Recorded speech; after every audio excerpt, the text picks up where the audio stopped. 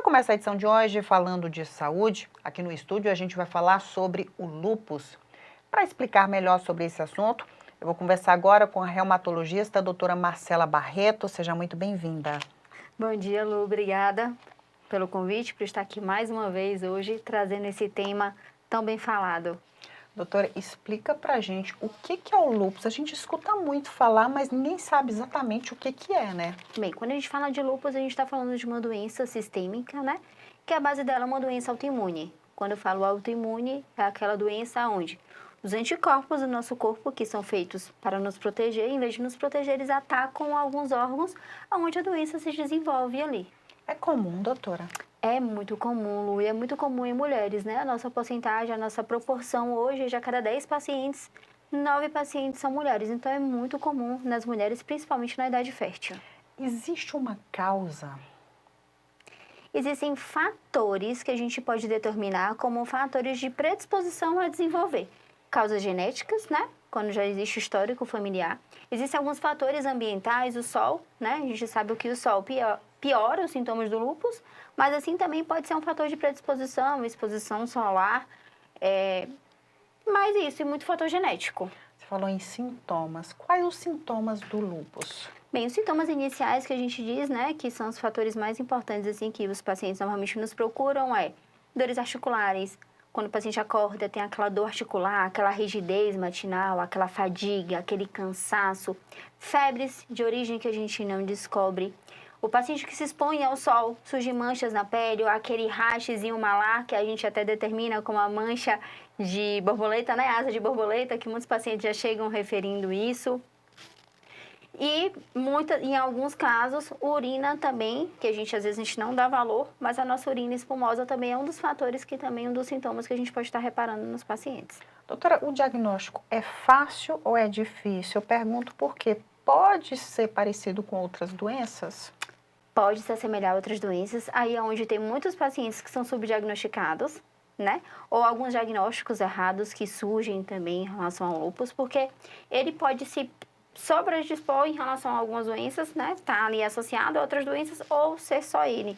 E muitos pacientes às vezes são diagnosticados até com fibromialgia e não é fibro, é um lúpus, ou às vezes o contrário. Então, é um diagnóstico complexo. Eu falo que lúpus é um quebra-cabeça. É o diagnóstico clínico, todo o exame físico, é a união de todo o que o paciente traz, dos sintomas e de exame de laboratório. Então, é uma combinação disso tudo para a gente realmente montar o nosso quebra-cabeça e dizer o paciente tem ou não tem lúpus. Geralmente, quais os exames que são pedidos para essa pessoa que pode ter essa doença? Os exames ideais são os exames de laboratório, né? Exames de imagem, em alguns casos são necessários, algumas biópsias, em alguns casos são necessários, porque a gente divide o lúpus em um lúpus sistêmico ou o lúpus cutâneo, né? Ele pode acometer o corpo inteiro, todos os órgãos, pele, rim, pulmão, coração, ou ele pode acometer só a pele. Então, tem casos que a gente realmente tem que realizar biópsias de pele, biópsias renais, e outros casos que são exames de laboratório. Aí envolve uma gama de exames, um dos exames principais é o FAM. Existem muitos pacientes que saem fazendo FAM e achando que um FAM positivo é igual ao lúpus, e isso não é assim que funciona, é bom até deixar isso aqui claro, que muitas pessoas se assustam. Então, o FAM é uma triagem de doenças autoimunes por si só, mas não diz exatamente sobre o lúpus, nos auxilia, mas não fecha o diagnóstico. Tem uma idade específica que pode aparecer? Então, são mais comuns em mulheres jovens, mulheres em idade fértil, né? Porque ele tem muita relação com a questão hormonal das mulheres, principalmente quando a mulher se encontra em idade fértil. Então, é mais comum em pacientes jovens, mas pode ocorrer em pacientes idosos. Tratamento, doutora, como é que é feito esse tratamento? Lu, tratamento, né? Primeiro, a gente sempre tem que ir para a qualidade de vida do paciente, né? Essa mudança do estilo de vida, eu acho que é o principal do tratamento, e a gente sempre tem que lembrar. Evitar a exposição solar e medicamentos, que vai desde corticoides até medicações imunossupressoras. Então, depende do quadro que o paciente se encontra naquele momento, do quadro clínico do paciente, do nível desse lúpus e do acometimento, de qual órgão realmente está acometido, porque daí a gente vai direcionar o medicamento que ele vai usar. É uma doença que tem cura? Então, eu falo que dentro da reumato, hoje em dia, dizer cura é um pouco complicado. Eu trato cura como se fosse controle. Então, eu consigo controlar e dar qualidade de vida para o meu paciente. Acho que esse é o fator principal. Curar a gente não consegue. né? Mas a gente consegue controlar e o paciente viver bem. Tem pacientes que convivem com lúpus que a gente nem sabe que tem lúpus, estão bem. Então, o controle, para mim, é uma cura hoje. Geralmente, essas pessoas que buscam esse tratamento, eles precisam visitar um reumatologista, que é no caso que trata mesmo esses sintomas. De quanto em quanto tempo, doutora?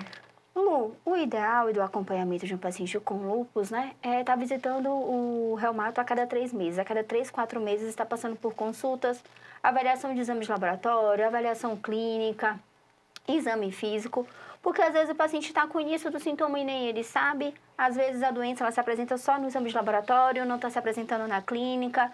Então, a cada 3 meses a gente tem que estar avaliando para a gente realmente saber se está tendo um bom controle ou não da doença.